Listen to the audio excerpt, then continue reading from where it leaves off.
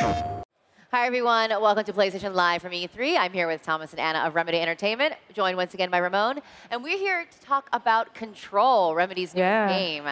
Very cryptic trailer that I looked at. I think I might know what's going on, but then again, maybe I'm totally wrong. So why don't you give us a little bit of a backstory, a little synopsis about what the game Control is all about? Yeah, absolutely. You play as Jessie Faden.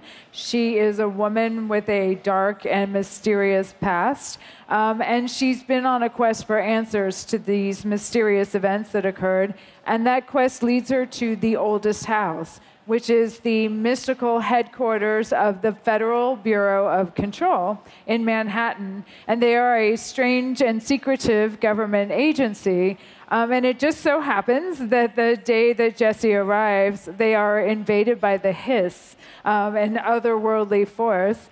They kill the current director of the FBC, and Jessie is chosen to be the new director and has to get the house back under control. That's a rough first day. Yeah, it's hard. Now, there's also, it seems like there's this, with the supernatural aspect, I know we're looking at this right now. I don't want you to give anything away, but can you tell us a little bit about how that affects the gameplay? Well, Jessie has supernatural abilities that you're going to hopefully see in a little one. And there's the service weapon, which is this transforming gun that only the director of the Bureau can use. Like Excalibur, Yeah. And then you have the supernatural abilities. But like what we're seeing here now is kind of one of the things you want to do with the game is kind of juxtaposition of the mundane and then also the sort of craziness. There's plenty of that. Plenty of that in the game. So this clip is from the behind closed doors demo that we're showing here at E3. Just wanted to give people a sneak peek of it. I should maybe be quiet and let the images speak for themselves. Yeah, this is normal.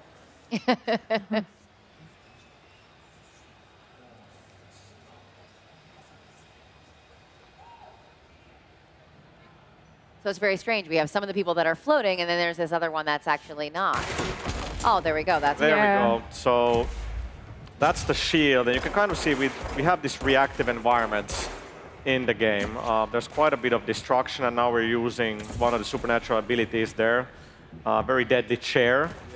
And we're going to use the shield again. You can see how the environment kind of reacts to all of that. Like when Jessie pulls up the shield, the objects nearby will start to levitate as well. So there's a lot of sort of... So this environmental destruction, how does it affect the gameplay? Can you use it to your advantage, or you can use it against your enemies offensively as well? Absolutely. Yeah, you can see that she can pick up things like the fire extinguishers and the clock and other elements and hurl them at the enemy. She can pick up debris and use it as a shield.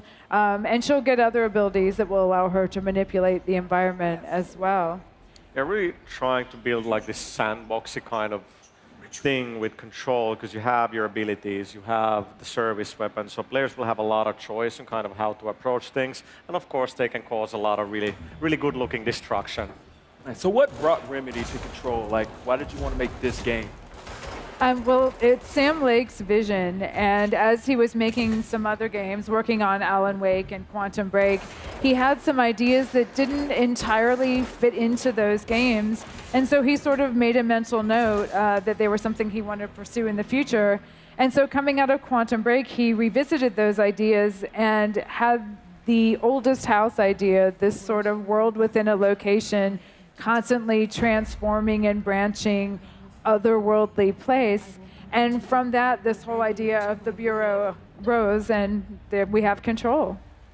Now, we know that she is trying to defeat the Hiss and also figure out what this whole, trying to get control of this whole Bureau is. Are there certain quests that she goes on? Is there tasks that she has to do to get to the next level? Is it broken up like that, or is it more like open world?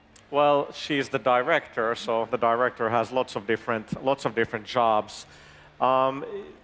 Definitely not open world. Just want to make sure we're talking in the right terms. It's much more of a kind of open-ended game than what we've done before. It's more of a sandbox. You can actually kind of, now we just end the demo right there, just as was I wanted to point some things out. Yeah, there's a big sort of exploration aspect to the game as you kind of traverse through the oldest house. So you do have your story missions, but then there's lots of side missions in the game as well. And story is really important at Remedy. So all the side missions we do, we do want them to be sort of closely tied together with the rest of the story, and they're going to give you a lot more on the characters you meet along the way. Not everybody's going to be hostile in the oldest house. And then on top of that, there's going to be some really challenging gameplay that we're not going to talk about just yet. All right, I like it. Gears York. Now, once again, we're seeing her service weapon here. Is this the iteration of it for the whole game, or are there ways to upgrade it as you meet potentially harder villains? Great question. So the service weapon, so it transforms.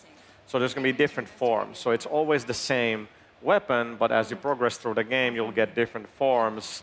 So in the demo, we're using Grip and Shatter, which is kind of like a pistol, and then the other one is a little bit like a shotgun, just a lot cooler than your regular shotgun. But then there's going to be several other forms available as Jessie progresses through the game. Okay, so her weapon will upgrade, and her other psychic powers will get upgraded as well as you play throughout Control. Absolutely. She can mod and upgrade both her abilities and her weapons. Yeah, so these guys that you see her fighting, these are actually Bureau agents that have been overtaken, possessed, and corrupted by the Hiss. And some of them float up in the air, some of them, like this guy, attack her. And they take on different forms depending on how complete the corruption is. So she'll have a wide variety of enemies she'll have to defeat to regain control of the house. I love how calm she is. She's just strutting through there, just shooting him down. She's like, I got this. With this chair. Yeah. Well, as the game begins, she is kind of led to the oldest house. So maybe this has been her calling. Yeah, which she discovers. The missions that we're showing you, this is roughly halfway through the game. So she does have a certain level of confidence here that she did not have in the beginning when she first discovered these abilities. And a lot of the challenge of this game is her learning to master these powers that have just been granted to her and discovering their limitations and what they can do. Now, I know fans of Remedy games obviously remember Max Payne. Were there any lessons you guys learned from that game that now, along with all the new technology that's available, that you really applied to Control? Yeah, you learn from every game, right? And we've internally talked a lot about, especially with Mixu, who's the game director on Control, how kind of Max Payne 2 really had everything. It had a great story, great action, a lot of replay value, and we kind of really want to make sure that Control has those same things, but we're bringing that sort of storytelling and mystery and those aspects definitely from Alan Wake into Control. You learn from every game, and I think it's been great to hear that when the trailer debuted in the PlayStation media briefing, which was an incredible moment for us. We've been working for so long to get there, and when people are like, what is that game? And then 30 seconds in, I could hear people around me like, is that a Remedy game? And I was like, there is that trademark kind of visual aspect to our game, so that was very cool. Yeah, it's not just learning from our past games, though. Remedy always tries to innovate with every game that we make. So we are taking some narrative risks with this one that we haven't taken with games in the past. So I think you can look forward to some new storytelling techniques from us with this that you haven't seen in previous Remedy titles. Wonderful. Yeah. Fantastic to hear. We can't wait to learn more about Control. Oh, good. I'm glad to hear that. Anything else you want to share with the PlayStation fans before we wrap this little segment up? Well, we're just super excited to be on the PlayStation platforms. It's just great to be able to make a game for that audience, and I think this one will be the best Remedy game yet. I know it's a very kind of marketing kind of statement you might expect, but I know the team home, they were watching the briefing. It was like 3 a.m. back home in Finland, so shout out to the team back in Espoo. Done a great job. So that was just an incredible moment, and we won't let you down. Wonderful. Well, thank you so much. Thank you. Anna Thomas, thank you so much for joining us. We're looking forward to hearing a lot more from Remedy Games about Control. Until then, stick with us at PlayStation Live from E3. PlayStation